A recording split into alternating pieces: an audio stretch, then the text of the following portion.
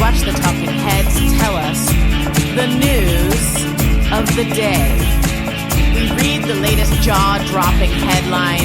We pick the channels and sites that slant towards our own belief.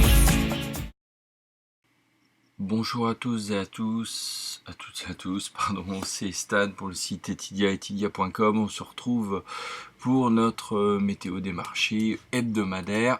Vous avez un petit peu observé que j'ai récupéré une partie de ma voix.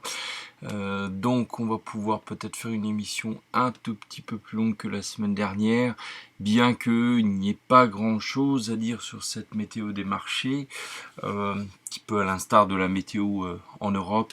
Il fait chaud, très chaud, et sur les indices nous sommes particulièrement hauts. Il n'y a rien eu de rocambolesque. On va voir tout ça très très rapidement.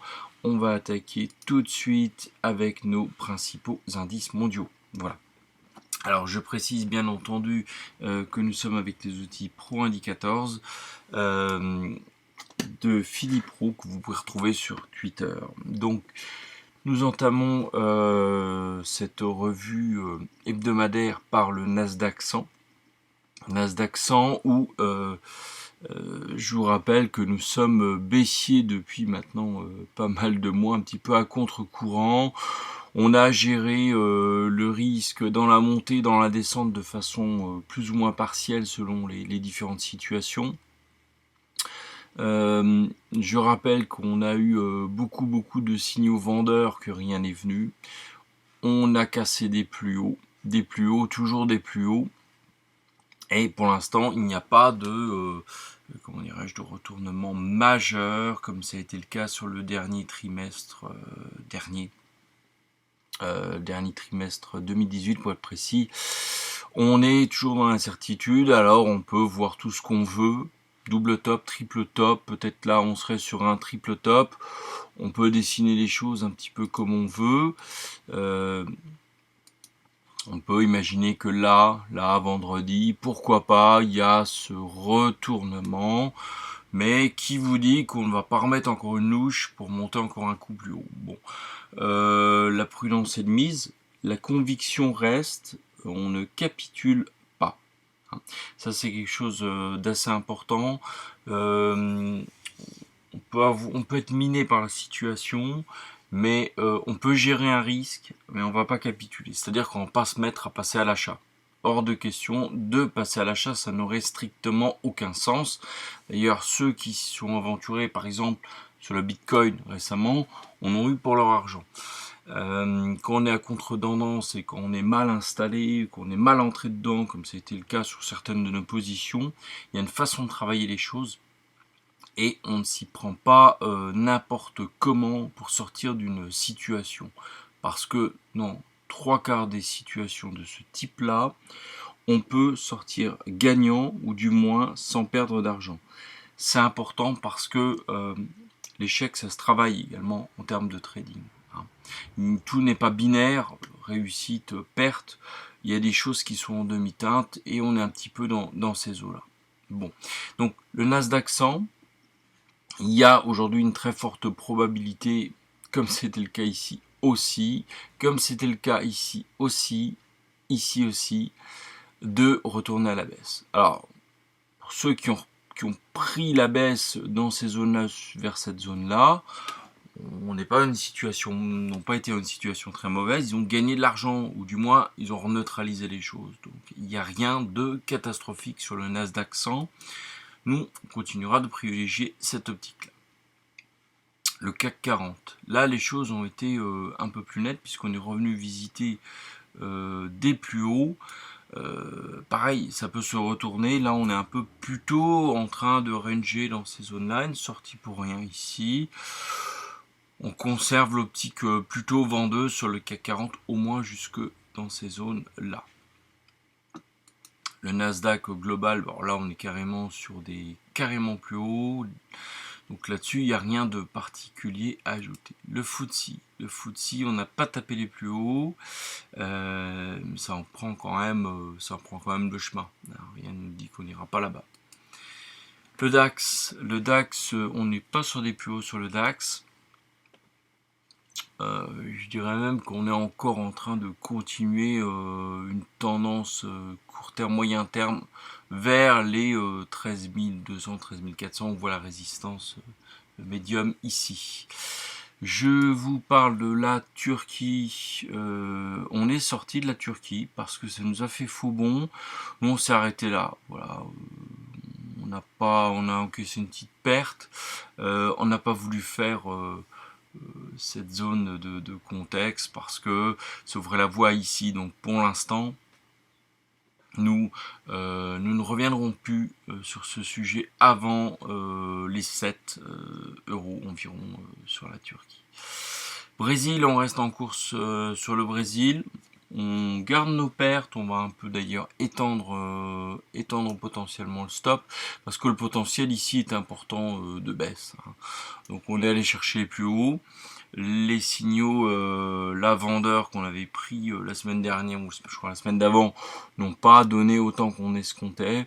C'est pas grave, on est en place. Le momentum, il est chaud, donc on reste dessus. Le Nikkei, vous me l'avez demandé, le Nikkei, rien de spécial si ce n'est peut-être ce gap à aller combler à court terme. Mais je dirais qu'il y a quand même très peu de visibilité par rapport à ça. Je vais vous montrer également le Shanghai Composite qui lui a comblé ici son gap de peu. Alors, on va mettre les choses avec précision. Voilà, on peut considérer que le gap quand même est comblé. Là-dessus, bien sûr, nous on est vendeur hein, sur la Chine, sur le China 50. Tiens, on ne retrouve pas dans cette. On va le mettre là-dessus, le China 50.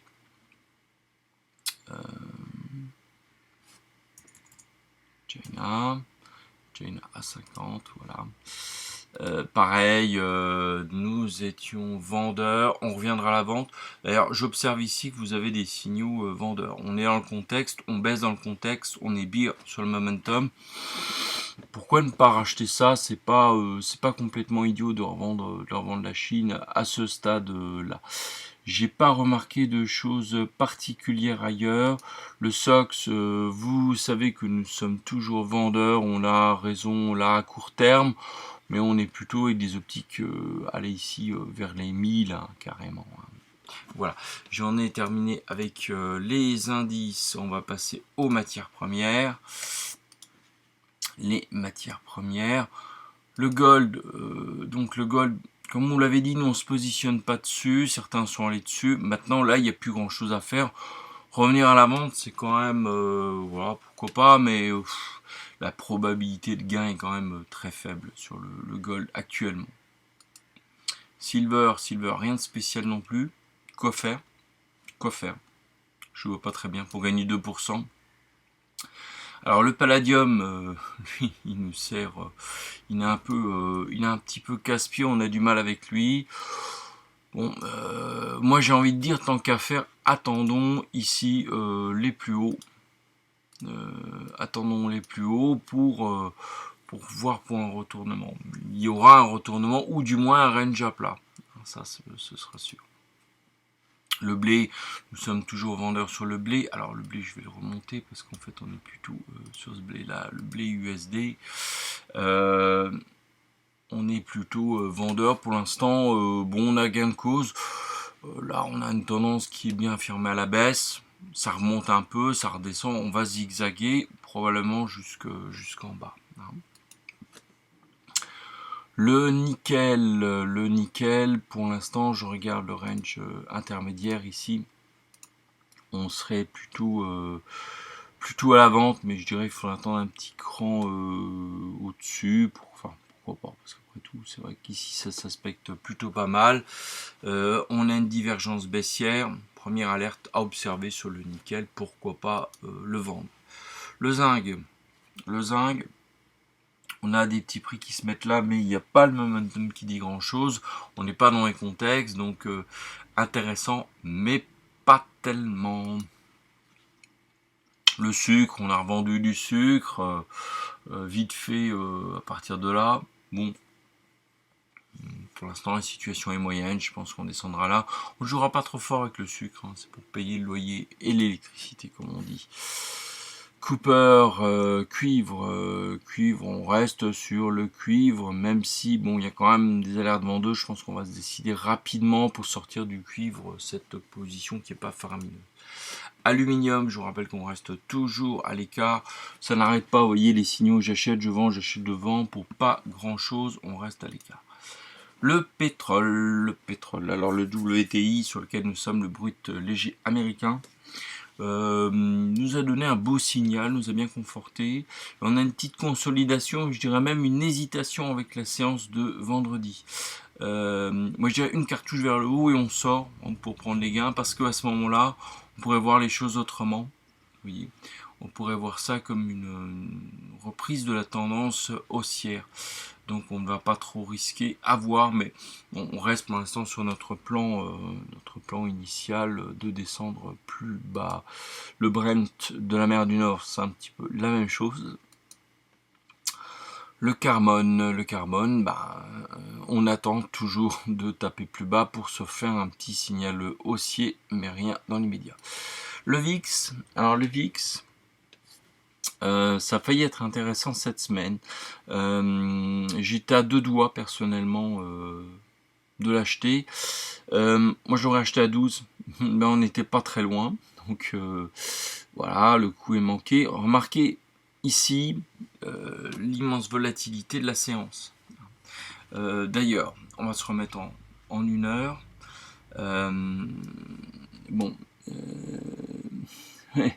Ah oui, on était à 12 pile poil ou à 12, pas grand chose. Et c'est là-dessus que ça a acheté. Bon, c'est peut-être un coup loupé parce que ce qu'il fallait faire effectivement, c'était acheter à 12,1. Bon, on va voir. Vous savez, il est assez capricieux. Ça peut se retourner comme ici. Vous voyez, on est un peu dans la même situation que là. C'était le 17 avril dernier. On avait cette situation de bougie où là on peut repartir vers le haut. Sinon c'est un coup loupé, on verra. Si on descend, allez, si on revient sur les 12,5, moi je veux bien remettre un billet là-dessus. Pourquoi pas sur le VIX, mais attention, le VIX c'est du court terme, on prend ce qui passe, mais rien ne dit qu'on remontera à 50. Hein. Je vous rappelle qu'on avait fait quand même une mauvaise expérience là-dessus. Le gaz naturel, belle bougie qui a tapé très fort, mais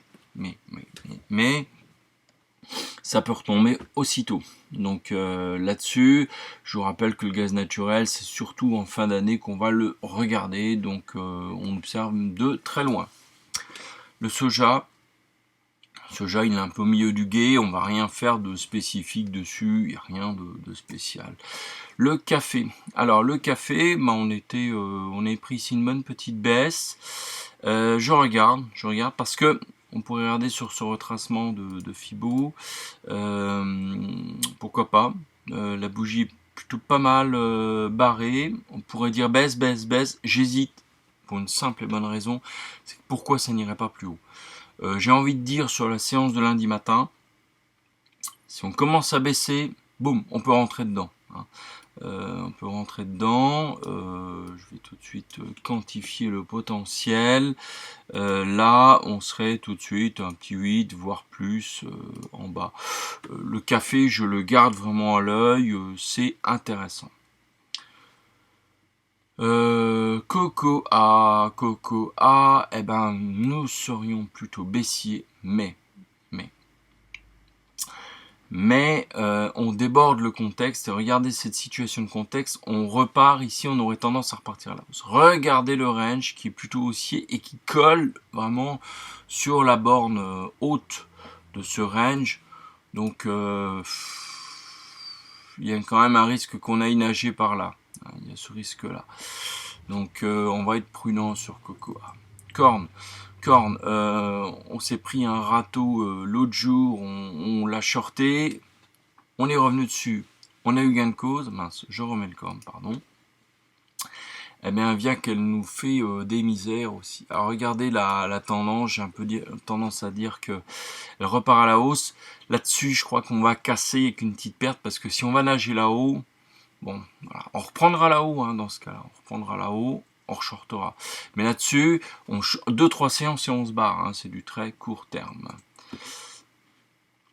le Bitcoin. Alors le Bitcoin, bon, ceux qui ont voulu faire les marioles et repartir à l'achat en pensant que ça allait être comme là, il y en a qui ont été déçus, hein, parce que là, il y en a déjà qui ont bouffé 20-30% de leur capital à vouloir faire les marioles ici. Bon, bah, vous avez été prévenus. Une ascension parabolique, c'est poker. Donc, vous pouvez vous retrouver là, là, là, tout est permis. Si vous regardez les plus hauts, ça vous est permis. Sauf que si vous chutez de 20 000 à 10 000, c'est 50% qui part. Voilà, vous êtes prévenus. Moi, j'aime pas intervenir dans ces situations paraboliques. J'attends que ça stabilise. On verra bien où on matérialise un plancher. Les terres, c'est un peu la même chose, si ce n'est que c'est peut-être un peu plus calme et un peu plus serein.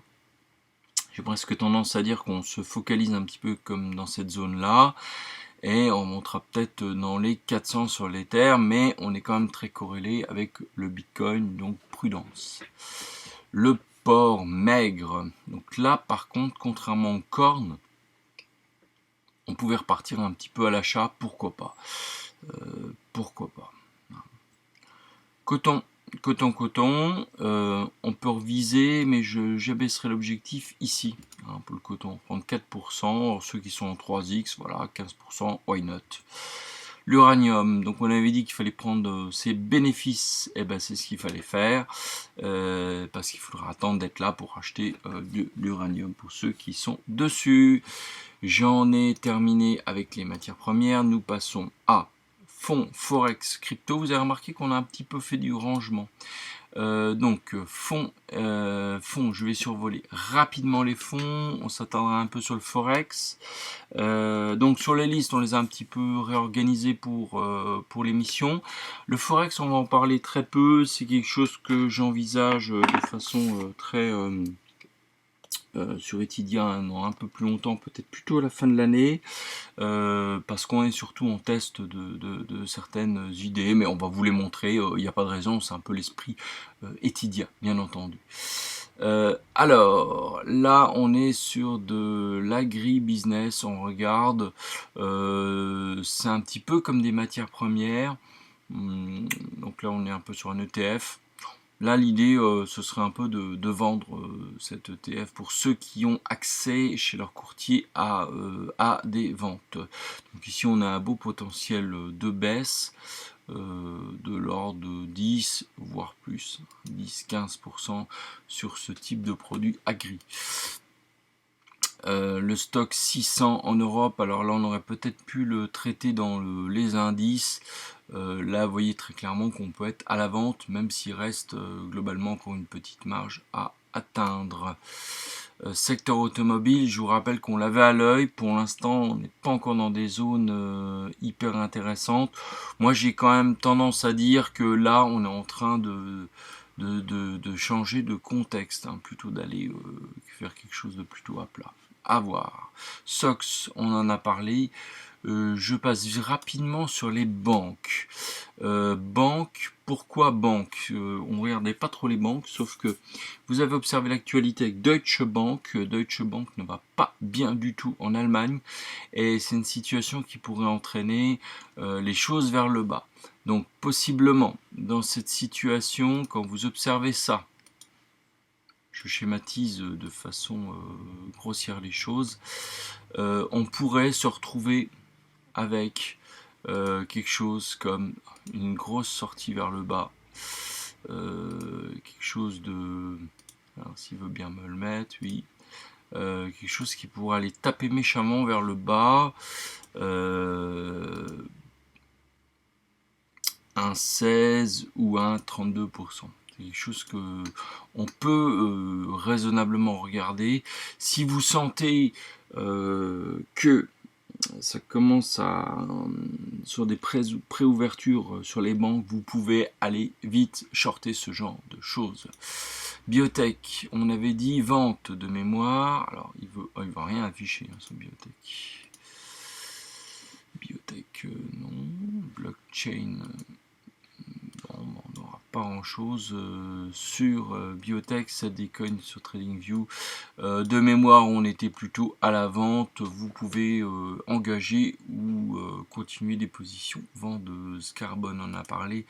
DRG, Pharmaceutical Index. Là, on est presque à la vente, où on peut déjà s'engager. On attaque le contexte. Il nous manque encore le momentum, mais c'est pas mal aspecté à la vente.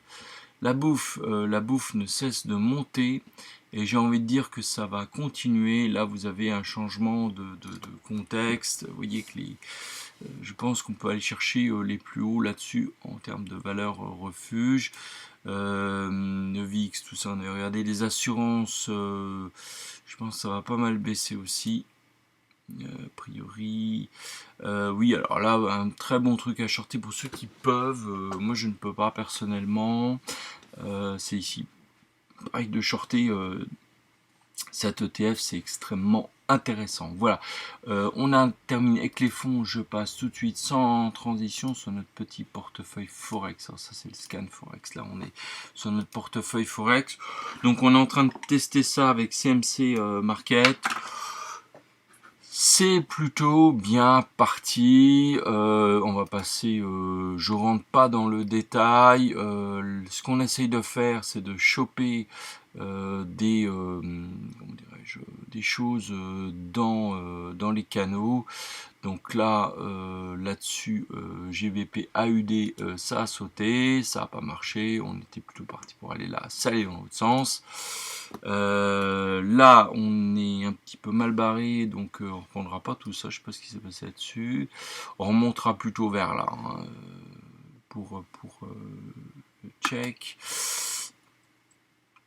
Là aussi, GBP PLN, on est hors contexte, on est débordé, mais là, on est tellement à l'achat en bas que forcément ça va remonter comme une balle d'un coup. Donc là on conserve la position, on a envie d'être têtu sur ce coup là. CAD AUD, nous sommes vendeurs, pareil, on s'entête, ça vaut le coup parce que là franchement on est tapé des plus hauts, donc on pense vraiment que ça va baisser. AUD, GPI, on est légèrement haussier, sauf que là on a un signal vendeur et pareil, alors c'est un peu mitigé, vous voyez le truc. Je pense que cette bougie là a mis le caillon dans les signaux parce que c'est un faux signal et il me met complètement le caillon, donc on va rester plutôt haussier sur AUD GPY.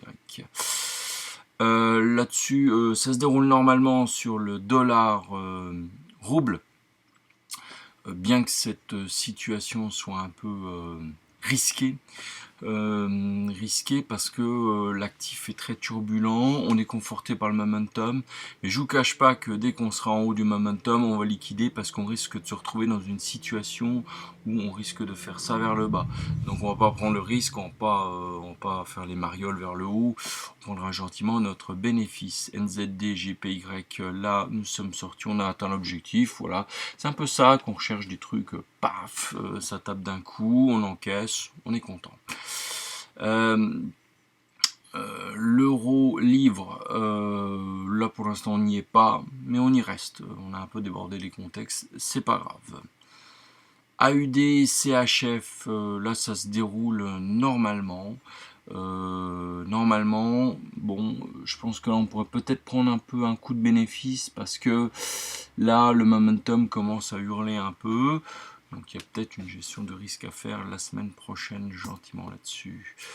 Euro AUD là-dessus, ça se passe pas mal. Je pense qu'on va atteindre notre truc là, notre petit objectif. C'est plutôt bien barré dans le canal de contexte. Voilà, c'est un petit peu ça ce qu'on recherche dans nos expériences de Forex.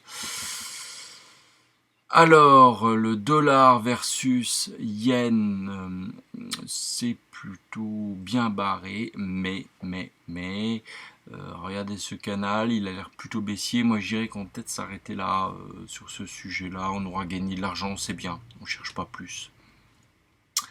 CAD, CHF, on est baissier pour l'instant, mais c'est pas grave. On était plutôt à chercher le contexte, enfin le canal, on le remonte. on retombera sur nos pieds là-dessus. CHF GBP, belle situation, même si on ne gagne pas de l'argent. Là, il y a de très fortes probabilités qu'on descende vers le sud dans notre sens de circulation. SGD, HKD, là c'est pas mal. On pourrait même descendre un peu plus. On peut être un peu ambitieux, je crois que sur ce sujet c'est plutôt pas mal barré. Voilà. Alors, on en a terminé avec les fonds Forex, crypto, on en a parlé. Maintenant, nous allons venir à notre liste en trading, c'est-à-dire plutôt les actions. Donc, je ne reviens plus sur nos fonds. Nos indices qu'on est en train de shorter. Je reviens sur nos turbulentes américaines. Apple. Alors, je vous rappelle la conviction générale de ces actions-là. On est à shorter dans le même état d'esprit que ce qui s'est passé au dernier trimestre 2018. On a eu une bonne salve ici. Pour l'instant, on a partiellement tort sur certains sujets. Apple, on la tient. Il y aura des résultats fin juillet sur Apple, donc il faudra peut-être patienter jusqu'à la fin du mois. On viendra peut-être ici chercher encore ça. Il n'y a pas de raison qu'on n'aille pas les chercher, qu'on déborde pas un petit coup, genre qu'on n'aille pas voir un peu ce Fibo-là. Il n'y a pas de raison. Eh ben, nous tiendrons tête sur Apple, parce qu'Apple, quand ça va se péter la gueule, ça va pas être triste, vous voyez, 30%. Alors patienter pendant 1 mois, 2 mois, voire plus, avec des petites pertes, nous, ça nous fait pas peur. C'est un esprit de spéculation, d'accord? Donc là-dessus, par contre, quand ça va dérouiller, ça va, en quelques séances, ça risque de descendre méchamment. Donc là-dessus, on veut en être de cette situation-là.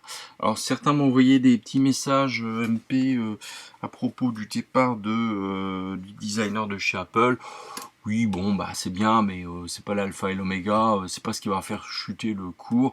On attend, je vous rappelle, sur les États-Unis, l'étincelle. Je vous ai préparé tout à l'heure un Twitter spécial Alexandre Baradès. Je vais vous inviter vraiment à le suivre pour bien comprendre ce qui se passe sur les États-Unis. ADP, on était gagnant cette semaine, puis non, finalement on n'a pas été gagnant. Cette situation m'agace un peu, je vous le cache pas, parce que là on est en train de monter de façon parabolique, donc je la sens pas cette situation, pour rien vous cacher. PayPal, on continue, grosse, on mange beaucoup sur PayPal, mais PayPal, l'avenir, on est moyen à long terme là-dessus. On short, on est mal entré, d'accord. Peut-être encore un coup de bulle, on va peut-être remonter encore un coup. On n'est plus à ça près, on n'est plus à ça près sur PayPal. On allégera peut-être la position, mais pas plus. On reviendra. Celle-là, on l'a à l'œil parce que quand ça va descendre, ce sera sur du même acabit, on descendra en ligne droite. Donc là, on y sera. Adobe, pareil. Alors là, c'est nos sorcières. On finira par les avoir. Là, on peut pas indéfiniment admettre que ce soit en alerte rouge là-dessus. On remonte le truc autant qu'il faudra, mais on reste dessus. Salesforce, là, on traîne négativement dessus. On est sorti vers le bas, finalement, ça a été très contrarié. Moi, j'ai envie de dire que dans ce range qui nous casse les pieds, on va avoir raison, parce que la dynamique qui est très soutenue à 51,49, je veux dire, c'est un truc. Regardez ce momentum, il moyenne, c'est pas. Et puis là, dans ce contexte américain là, c'est pas de l'Adobe ou du ADP. On a du mal, donc celle-là intrinsèquement ne va pas bien. Donc moi j'ai envie de dire que quand ça va dérouiller, celle-là elle va manger sévère. Franchement j'attends quelque chose d'énorme sur Salesforce, d'énorme. Vous voyez la dynamique, moi celle-ci je la suis tous les jours. Il y a du combat, je dirais que là c'est un peu le Verdun du carnet d'ordre.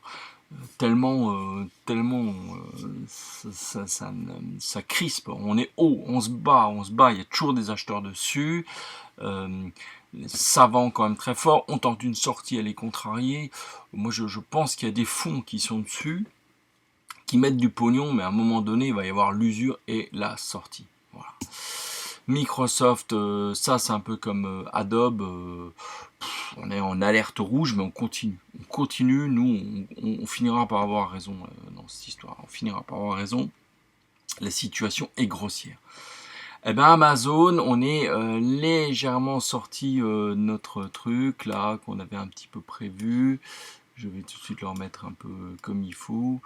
Bien que cet oblique fasse quand même très résistant. Ce qui me gêne, c'est que le momentum n'est pas baissier. Donc, est-ce qu'il faut gérer un risque parce que elle ira peut-être dans un flux de dernier élan de folie chercher quelque chose là-haut, hein, pourquoi pas les 2080 ou les 2000 de façon symbolique.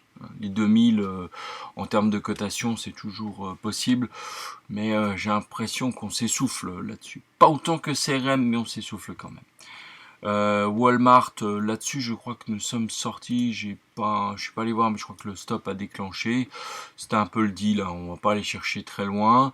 On l'observera à Walmart, mais on pourra peut-être y revenir si besoin. Ceux qui sont restés à la vente et vous m'avez envoyé les messages, pourquoi pas, hein, moi là-dessus c'est en fonction du risque des uns et des autres. Cisco, on est dans le vert, on est un peu, je dirais, comme CRM, sauf qu'on est entré un peu différemment dessus. Cisco, si vous pouvez, vendez-la, même si, attention, on peut encore aller chatouiller du 58. Hein, donc, ne vous inquiétez pas là-dessus, surtout que le momentum est quand même acheteur, enfin demi-acheteur, on va dire, là-dessus. Voilà. Pardon. Tesla, ben, elle est venue nous casser les pieds, ça n'a pas loupé. On est légèrement perdant dessus, toujours de façon passionnée Tesla. Moi Tesla, j'ai pas de problème là-dessus. On reviendra tout casser. C'est une valeur qui est très discutée, qui n'est pas en bonne posture. On est sorti de ce range vers le bas. Quand on va vers le bas, on fait un petit pullback, on y est. J'ai trouvé là, regardez mes précédentes émissions, il y avait des gaps, il fallait les combler. On est allé les combler gentiment, mais je crois qu'il n'y aura rien de plus là-dessus. Surtout que là, le momentum il crie. Donc, moi je m'attends à une bonne dérouille hein, là-dessus sur Tesla. L'aventure continue, on continue de shorter. Je vous passe ces actifs qui ont été vus dans le cadre des matières premières. Hapag-Lloyd, là-dessus on est sorti en urgence parce que elle a continué sa folie haussière. Là c'est pas normal, c'est une valeur allemande, c'est un armateur. Ne racontez pas qu'on passe de là à là, c'est-à-dire 75% de hausse pour un armateur. En un mois ou deux, il y a un problème là-dessus. Je veux bien qu'il y ait le contexte chinois qui se réveille, mais pas à ce point-là. Donc on la garde à l'œil, celle-ci. On est sorti, mais on reviendra. Hein, toujours dans une logique de spéculation. Technicolor, on barbote sur ce putain de support. On est dans un contexte général de gros supports. Donc ce qu'on cherchait, c'est à remonter dans les supports. Franchement, on se prendra au passage. On tourne un peu dans le rouge, c'est vrai, mais on reste dessus. Natixis, rien de flamboyant cette semaine, on était un peu dans le vert. Je pense qu'on remontera. Moi, ce que je cherche, c'est à combler ce gap-là. Je suis un peu gêné par la bougie de vendredi. Je vous cache pas que elle m'a contrarié. On regarde dessus, mais ouais, l'idée reste la même. Hein, c'est toujours d'essayer de combler ce Natixis, enfin ce gap, pardon, pas ce Natixis. Valourec, manque de conviction sur Valourec. Pareil, là on cherche à combler un gap. Moi je pense qu'on ira d'abord combler un petit gap ici. Voilà, donc on ira manger une petite perte et ensuite ça explosera. Mais Valourec, on l'a tous bien à l'œil. C'est très dépendant du cours du pétrole. Donc peut-être que ce reflux du pétrole est en train un peu de casser le moral. À voir, à suivre. Donc j'en ai terminé sur la liste de nos actions. Si vous voulez, ah oui, on a dit qu'on faisait un petit tour là-dessus sur les actions en cours de scan. J'ai rien repéré de particulier, US Steel, rien à faire. Bon, ceux qui veulent vendre le petit morceau là, why not, why not. Hermès, ça on l'avait donné à la vente, on conserve cette idée là de vente. Tesla, on en a parlé. Boeing, il n'y a rien de spécial à faire pour l'instant, on l'observe bien. Peut-être ici en cassure, mais méfiez-vous parce que le range est quand même assez puissant. On n'est plus dans la situation qu'on avait shorté, je crois, dans les coins là-haut. C'était assez intéressant, on avait fait un bon deal, mais rien de particulier. Carmat, si là il y a peut-être un truc à faire, parce que là on a claqué un excès à la baisse, un break de baisse. Moi je suis vraiment tenté par un achat sur Carmat, hein. Je le cache pas parce que voilà. Mais je dirais peut-être que on attend un immense excès à la baisse pour peut-être revenir dessus, mais c'est quand même un sujet intéressant. Texas Instruments, c'est une tech américaine qu'on garde sous le coude, parce que bon, on est quand même un petit peu engagé de l'autre côté, mais si ça commence à se péter la gueule, ça fait partie des choses sur lesquelles on pourrait revenir. Netflix, vous m'en avez pas mal parlé, Netflix, why not, mais pareil, hein, dans tout ce contexte-là, attendez peut-être que ça grimpe plus haut. Par contre, effectivement, si ça déroule sur les States, on prendra un short là-dessus. Lilly, laboratoire. Alors, il n'y a rien à faire dessus, hein. Je pense que là, dans ce contexte-là, il n'y a rien de particulier. General Electric, il y a un petit club General Electric. Moi, dans ce contexte-là, j'aime bien acheter par là, revendre par là. On a fait un petit peu par là, le truc. Là, revendre, oui, pourquoi pas. On veut s'amuser à court terme. Mais pour pas grand chose. Voilà, j'en ai terminé avec la liste en trading. On va passer tout de suite au best-of Twitter. Je voudrais vous montrer une chose. Alors, une chose si j'y arrive, voilà. C'est le fil d'Alexandre Baradès. Je vous recommande vraiment de vous y abonner. Pourquoi? Parce que là, vous avez un news flow qui est intéressant. Ayez un esprit critique par rapport à tout ce qui se passe. Vous comprendrez mieux nos prises de position short sur les États-Unis et notamment la tech américaine. Mais je crois qu'on peut dire short presque sur l'ensemble de la planète parce que regardez ce fil-là. La Fed qui nous dit dépenses d'investissement fortement décélérées cette année. Fortement décélérées. Pas un peu, fortement. Modération de la croissance au deuxième trimestre liée à une faiblesse des investissements. C'est pas neutre. Alors là, c'est le DAX. Le VIX se redresse. Le VIX, alors, ce redressement du VIX, ça peut, on en a parlé tout à l'heure, être un signal fort du marché. Vers un comblement du gap post G20, oui, parce que là encore, on est parti en euphorie. Pour dire quoi, il n'y a aucun accord spécifique qui a été conclu, hein. C'était nouveau, du vent et du vent. Le marché anticipe toujours une baisse de 0,25, probabilité de baisse à 0,50, ben, j'espère qu'elle aura bien lieu, parce que sinon, ça va manger méchant. Là, vous voyez des petits phénomènes graphiques de court terme, qui sont quand même pas neutres. Redressement des taux et du dollar après le rapport sur l'emploi. Salaire moyen plus 0,2%, consensus à plus 0,3%, on n'y est pas. Le taux de chômage, alors celui-ci effectivement reste très très bon, donc rien à dire là-dessus. NFP à 224, ça ok. Observez hein, toutes ces informations-là. Je passe là-dessus. Troisième vague de ralentissement post-crise des subprimes. Crise de la dette en zone euro, crise des émergents, crise Trump et commerce mondial, probablement. PMI global. Regardez la tendance, elle n'est pas bonne. Le Danemark qui passe en courbe négative, d'accord. Capitulation haussière au double top, c'est bien aussi notre idée, effectivement. alors je m'attarde pas sur tout, mais regardez, enfin lisez ça, je veux dire, c'est quand même pas bon. Sur 113 entreprises, 87 ont émis une guidance négative. Donc il n'y a pas le moral. Hein. Faiblesse économique en Italie. Allemagne commande moins 2,2%, le Japon c'est pareil, Brésil moins 9% de produits de vente de voitures, production moins 15%. On n'est pas sur des petits trucs, petits chouïas, hein. Ça dérouille grave sur l'économie et pendant ce temps les marchés montent. Il y a un écart qu'on a identifié quand même depuis quelques temps. Cet écart-là, quand il va corriger, ça va être violent. Ça va être violent. Voilà. Trop d'incertitudes pour rester bullish. Oui. Malgré des taux d'intérêt bas, pas d'investissement, effectivement. Bank of America Merrill Lynch indique que le vendredi 28 juin était la 5e plus forte journée de vente sur les fonds actions US. Bon, voilà. Tout, regardez ce flux d'informations. Voilà.